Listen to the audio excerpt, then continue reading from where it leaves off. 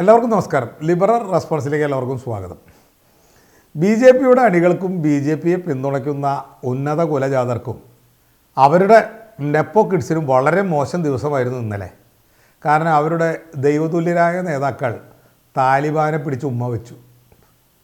അന്നേരം അവരുടെ ഏറ്റവും വലിയ ഇൻഡസ്ട്രിയായ ന്യായീകരണ ഫാക്ടറിയിൽ പുതിയ ന്യായങ്ങളൊന്നും പ്രൊഡ്യൂസ് ചെയ്ത് വെച്ചിട്ടുണ്ടായിരുന്നില്ല.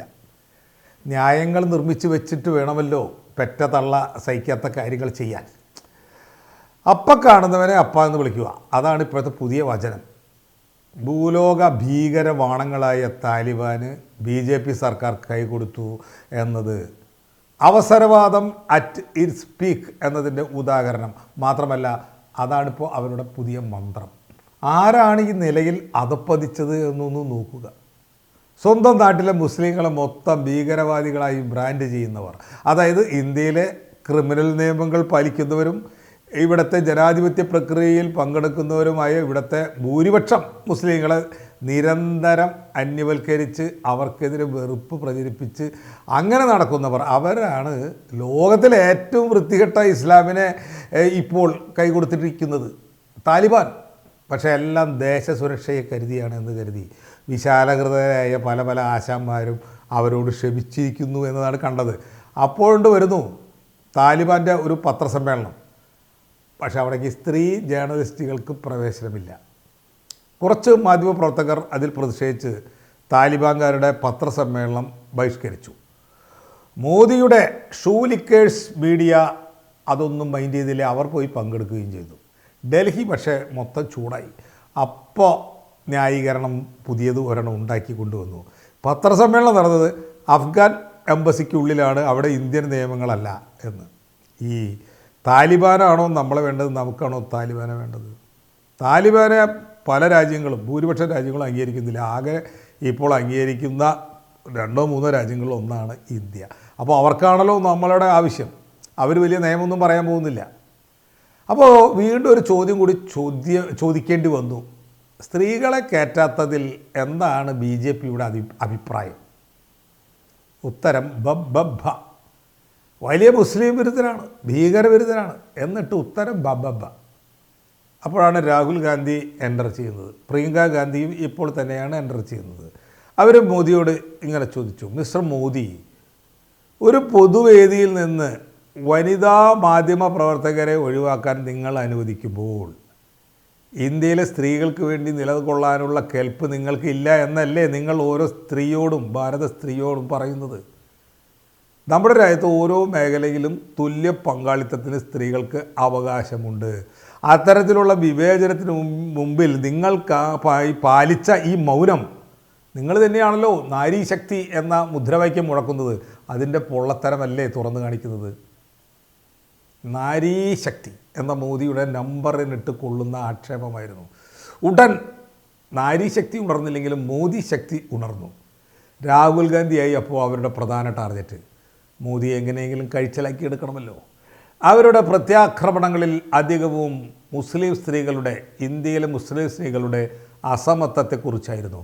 ആ അസമത്വം നിലനിർത്തുന്നത് അല്ലെങ്കിൽ അത് പരിഹരിക്കാൻ തടസ്സം നിൽക്കുന്നത് രാഹുൽ ഗാന്ധിയാണ് എന്നവർ ആക്ഷേപിച്ചു. അങ്ങനെ പരശതം പ്രസ്താവനകൾ വന്നു. പക്ഷേ അതിൽ എന്നെ ആകർഷിച്ചത് ബി.ജെ.പിയുടെ ഔദ്യോഗിക വക്താവായ ഗൗരവ് ഭാട്ടിയയുടെ 5 ചോദ്യങ്ങളാണ്. പ്രതിപക്ഷ നേതാവ് എന്ന നിലയിൽ മിസ്റ്റർ രാഹുൽ ഗാന്ധി, ഒരു പൗരൻ എന്ന നിലയിൽ എൻ്റെ ചോദ്യങ്ങൾക്ക് മറുപടി നൽകാൻ നിങ്ങൾ ധൈര്യപ്പെടുമോ എന്ന് ചോദിച്ചാണ് ഈ ഗൗരവ് ഭാട്ടിയ, ബി.ജെ.പിയുടെ ഗൗരവ് ഭാട്ടിയ ചോദ്യങ്ങൾ ഉന്നയിച്ചത്. ഒന്നാമത്തെ ചോദ്യം, മുസ്ലിം സ്ത്രീകളെ അനീതിയിൽ നിന്ന് മോചിപ്പിച്ച മുത്തലാഖ് അത് ക്രിമിനൽ വൽക്കരിക്കുന്നതിനെയും നിർത്തലാക്കുന്നതിനെയും നിങ്ങൾ എന്തിനെ എതിർത്തു? രാഹുൽ ഗാന്ധിയോടാണ് ചോദിക്കുന്നത്. ഭരണഘടനയുടെ ആർട്ടിക്കിൾ 14 എന്നെ ലംഘിക്കുന്ന, അതായത് സ്ത്രീ പുരുഷ എല്ലാവർക്കുമുള്ള സമത്വമാണ് ഈ ആർട്ടിക്കിൾ 14, അതിനെ ലംഘിക്കുന്ന ബഹുഭാര്യത്വത്തെക്കുറിച്ച് നിങ്ങളുടെ നിലപാട് എന്താണ്? രാഹുൽ ഗാന്ധിയോടാണ്. ക്രൂരവും ഭരണഘടനാ വിരുദ്ധവുമായ ഹലാൽ സമ്പ്രദായത്തെക്കുറിച്ചുള്ള നിങ്ങൾ ആ അഭിപ്രായം, അതിലെ നിങ്ങൾ എന്തിനാണ് മൗനം പാലിക്കുന്നത്? സ്ത്രീകൾക്ക് പള്ളിയിൽ പ്രവേശനം നിഷേധിക്കുമ്പോൾ എന്തുകൊണ്ടാണ് നിങ്ങൾ പ്രതിഷേധം പ്രകടിപ്പിക്കാത്തത്? എല്ലാ സ്ത്രീകൾക്കും തുല്യാവകാശം ഉറപ്പാക്കുന്ന ഏകീകൃത സിവിൽ കോഡിനെ നിങ്ങൾ എതിർത്തു. അപ്പോൾ പിന്നെ അവസാനമായി രാഹുൽ ഗാന്ധിയോടുള്ളതൊരു ഉപദേശമാണ്, മറ്റുള്ളവരെ കുറ്റപ്പെടുത്തുന്നതിന് മുമ്പ് സ്വയം വിമർശനം നടത്താൻ ധൈര്യം കാണിക്കുക. സത്യത്തിൽ ഈ 5 ചോദ്യങ്ങൾ വളരെ പ്രസക്തം തന്നെയാണ്. ആര് ചോദിച്ചാലും, ഏത് തെറ്റായ സമയത്ത് ചോദിച്ചാലും ശരിയായ ചോദ്യങ്ങൾ തന്നെയാണ്. മുസ്ലിം സ്ത്രീകൾക്ക് ഇന്ത്യൻ സമൂഹത്തിൽ മറ്റ് സ്ത്രീ ജനവിഭാഗങ്ങൾ അനുഭവിക്കുന്ന തുല്യത ഇല്ല എന്നുള്ളത് സത്യമാണ്.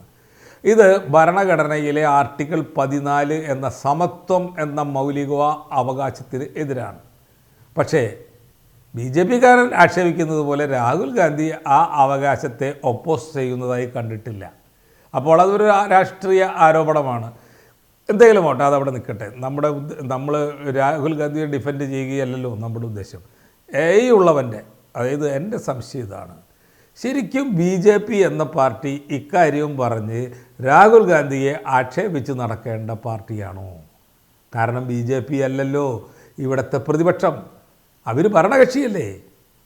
അവരിത്തരം കാര്യങ്ങൾ വണ്ടി പിടിച്ച് അന്വേഷിച്ച് നടക്കേണ്ട ഒരു കക്ഷിയാണോ? ഉന്നയിക്കപ്പെട്ട ഈ 5 പോയിന്റുകളും നടപ്പാക്കാൻ വേണ്ടി നിയമം കൊണ്ടുവരേണ്ട പാർട്ടിയാണ് ഈ BJP. അതിനുവേണ്ടി എന്തെങ്കിലും ഈ BJP-കാരൻ ചെയ്യുന്നുണ്ടോ? മുസ്ലിം സമുദായത്തിലുള്ള സ്ത്രീകൾക്ക് തുല്യത ഉറപ്പുവരുത്തണമെങ്കിൽ അതിനുള്ള ഒരു ബില്ല് കൊണ്ടുവരികയാണ് വേണ്ടത്. എന്നിട്ട് അത് പാസ്സാക്കിയെടുക്കാൻ ശ്രമിക്കണം.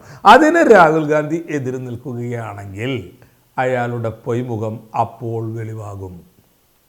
എന്നിട്ടെന്തേ ഈ BJP അത് ചെയ്യാത്തത്? ഇത് BJP ഭരണത്തിൻ്റെ 11ാം വർഷമാണ്, മോദിയുടെ 3ാമത്തെ ടേം. എന്നിട്ടും BJP അതിനുവേണ്ടി ഒന്നും ചെയ്തിട്ടില്ല, ഒരു ചുക്കും ചെയ്തിട്ടില്ല. 2 ഉദാഹരണങ്ങൾ പറഞ്ഞാൽ നിങ്ങൾക്ക് ഇത് കൃത്യമായി മനസ്സിലാവും. ഇന്ത്യയിൽ സ്ത്രീകളുടെ സുന്നത്ത് ചെയ്യുന്ന ചെറിയൊരു ടീമുണ്ട്.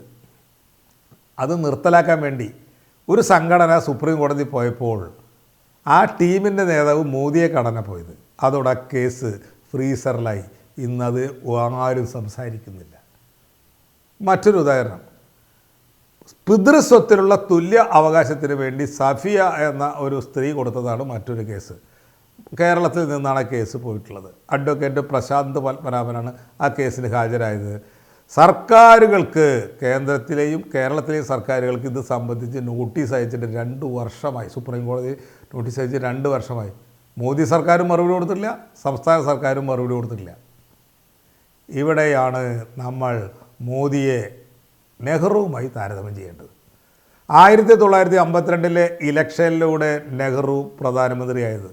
എന്നിട്ട് വെറും 3 വർഷം കൊണ്ടാണ് ഹിന്ദുക്കളിലെ സ്ത്രീകളുടെ തുല്യത ഉറപ്പാക്കാൻ വേണ്ടി ഹിന്ദു കോഡ് ബില്ല് കൊണ്ടുവന്നത്. അത് പാസ്സാക്കുകയും ചെയ്തു. ഇന്ന് ഇസ്ലാമിലുള്ളതിനേക്കാൾ അസമത്വങ്ങൾ അന്ന് ഹിന്ദുക്കളിലെ സ്ത്രീകൾ അനുഭവിച്ചിരുന്നു. 1956 തന്നെ അത് മാറ്റിയെടുത്തു. മുസ്ലിങ്ങൾക്ക് ബില്ല് കൊണ്ടുവന്നില്ല. അതിൻ്റെ കാരണം ഇന്ത്യ വിഭജനം മൂലം മുസ്ലിങ്ങൾക്കുണ്ടായ അന്യവൽക്കരണം, ഭീതി, ഒരു ഭൂരിപക്ഷ സമുദായങ്ങൾ ഉള്ള സ്ഥലത്ത് ജീവിക്കുമ്പോൾ ഞങ്ങളുടെ സ്ഥിതി എന്താവും എന്നുള്ള ഭയം, ഇതൊക്കെ കരുതി ആ സമയത്ത് പിന്നീട് പൊടുന്നനെ തന്നെ ഒരു കുഴപ്പം ഉണ്ടാക്കണ്ടല്ലോ എന്ന് കരുതിയാണ് അംബേദ്കർ മുസ്ലിം സ്ത്രീകൾക്കായി ഇതുപോലത്തെ ബില്ല് കൊണ്ടുവരാതിരുന്നത്. നെഹ്റുവിനും ശാസ്ത്രിക്കും ശേഷം നെഹ്റു വേഗം മരിച്ചു, ശാസ്ത്രിയുടെ കാലം വേഗം കഴിഞ്ഞു, പിന്നെ ഇന്ദിരാഗാന്ധിയാണ് വന്നത്. നമുക്കറിയാം, ഇന്ദിരാഗാന്ധി വന്നതോടെ പിന്നെ അധികാരമായി കോൺഗ്രസിൻ്റെ പ്രധാന കാര്യം.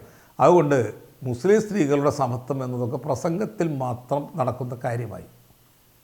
2014 മോദിയെ ജനം തിരഞ്ഞെടുക്കുമ്പോൾ ഒരു വിശ്വാസം ഇവിടുത്തെ നാട്ടുകാർക്കുണ്ടായിരുന്നു, കോൺഗ്രസ് ചെയ്യാത്ത എന്തെങ്കിലും കാര്യം ഇയാൾ ചെയ്യുമെന്ന്. മിസ്റ്റർ മോദി ഒന്നും ചെയ്തില്ല എന്ന് ഞാൻ പറയുന്നില്ല. ചോപ്പ കളർ ഇഷ്ടമല്ല എന്ന് പറഞ്ഞ് 2000 നോട്ട് നിരോധിച്ചു. അല്ലാതെ എന്തെങ്കിലും സോഷ്യലായ എന്തെങ്കിലും സൽഫലങ്ങൾ ഉണ്ടാക്കുന്ന ഒന്നും മിസ്റ്റർ മോദിയിൽ നിന്ന് ഇതുവരെ ഉണ്ടായിട്ടില്ല. ആകെ ചെയ്തത് യൂണിഫോം സിവിൽ കോഡ് കൊണ്ടുവരും എന്ന് പറഞ്ഞതാണ്. അതിപ്പോൾ 11 വർഷമായി പറഞ്ഞുകൊണ്ടിരിക്കുകയാണ്. ആദ്യം തന്നെ BJP മറുപടി പറയേണ്ട കാര്യം, ഈ മുസ്ലിം സ്ത്രീകളുടെ സമത്വം ഉറപ്പാക്കാൻ ഏകീകൃത സിവിൽ കോഡ് തന്നെ വേണോ എന്ന ഒരു ചോദ്യമാണ്. ഇന്ത്യയിലെ ആയിരക്കണക്കിന് ജാതികളെ ബാധിക്കുന്ന വിഷയങ്ങൾ ഉള്ള ഒരു സംഭവമാണ് ഈ ഏകീകൃത സിവിൽ കോഡ്. അത് മുസ്ലിമിനെ മാത്രം ബാധിക്കുന്നതല്ല, അത് കോംപ്ലിക്കേറ്റഡാണ്. ശരിയായി എടുക്കാൻ സമയം ഇഷ്ടംപോലെ എടുക്കും. പക്ഷേ ഇസ്ലാം സ്ത്രീകൾക്ക് അടിയന്തരമായി വേണ്ടത് അടിയന്തര പരിഹാരമാണ്. BJP-ക്കാർ രാഹുൽ ഗാന്ധിക്ക് ചാരി ഇപ്പോൾ പറഞ്ഞ ചില 5 പോയിൻ്റ് ഉണ്ടല്ലോ, അതൊക്കെ പരിഹരിക്കാൻ ഈ ഒരു പുതിയ നിയമത്തിലൂടെ പറ്റും. ഈ പറഞ്ഞ UCC ഒന്നും വേണ്ട. 4 കെട്ട് നിർത്തണോ? ഒരു ബില്ല് മതി. മുത്തലാഖ് നിർത്തണോ? ഒരു ബില്ല് മതി. സ്ത്രീകളുടെ സ്വത്തവകാശം തുല്യമാക്കണോ? ഒരു ബില്ല് മതി. ഇനി ബില്ലുകൾ പ്രായോഗികമല്ല, ലീഗലല്ല എന്ന അഭിപ്രായമാണെങ്കിൽ ഈ വിഷയങ്ങളൊക്കെ കോടതിക്ക് മുന്നിലുണ്ട്. എത്രയോ മുസ്ലിം സ്ത്രീകൾ തുല്യതയ്ക്കായി പോരാടിക്കൊണ്ടിരിക്കുന്നു. എല്ലാവരും കറുത്ത തുണി ചുറ്റി നടക്കുകയല്ല. അവിടെയും അവകാശത്തിന് വേണ്ടി പോരാടുന്ന ഇഷ്ടം പോലെ സ്ത്രീകളുണ്ട്. അപ്പോൾ ആ സ്ത്രീകൾക്ക് അനുകൂലമായി മോദി സർക്കാരിന് നിന്നൂടെ? എന്നിട്ട് എന്താ നിൽക്കാത്തത്? എന്നിട്ട് എന്താണ് ഒന്നും നടക്കാത്തത്? മുസ്ലിം പുരുഷന്മാരെല്ലാം മറ്റ് ജനവിഭാഗങ്ങൾ അനുഭവിക്കാത്ത സൗകര്യങ്ങൾ അനുഭവിച്ച് ജീവിക്കുന്നു, നാട്ടുകാരെ ഓടി വരണേ എന്നും പറഞ്ഞ് വെറുപ്പിച്ച് മറ്റ് സമുദായങ്ങളുടെ വോട്ട് വാങ്ങാനാണ്. ചുരുക്കി പറഞ്ഞാൽ ഈസിയായി ചെയ്യാവുന്ന കാര്യങ്ങൾ പോലും ചെയ്യാൻ താല്പര്യം കാണിക്കാതെ ഏകീകൃത സിവിൽ കോഡ് എന്ന വമ്പൻ പ്രോജക്റ്റും കാണിച്ച് യാഥാർത്ഥ്യങ്ങളിൽ നിന്നും ഒളിച്ചോടുകയാണ് ഇവർ ചെയ്യുന്നത്. ദെൻ മൈ കൺക്ലൂഷൻ ഈസ്, ഈ സർക്കാരിന് ഒന്നിനും കഴിവില്ല. ജനാധിപത്യ രീതിയിൽ ഭരിക്കാനും കഴിയില്ല. ആ കുറവ് മറയ്ക്കാൻ വേണ്ടി മറ്റുള്ളവരുടെ മേലെ അവർ കുറ്റം ആരോപിച്ചു കൊണ്ടിരിക്കുന്നു. പക്ഷേ ഇത് എത്ര കാലം പോകും എന്ന ഗൗരവമായ ഒരു ചോദ്യം ചോദിച്ചുകൊണ്ട് ഇനി അടുത്ത ലിബറൽ റെസ്പോൺസിൽ നമുക്ക് കാണാം. നന്ദി, നമസ്കാരം.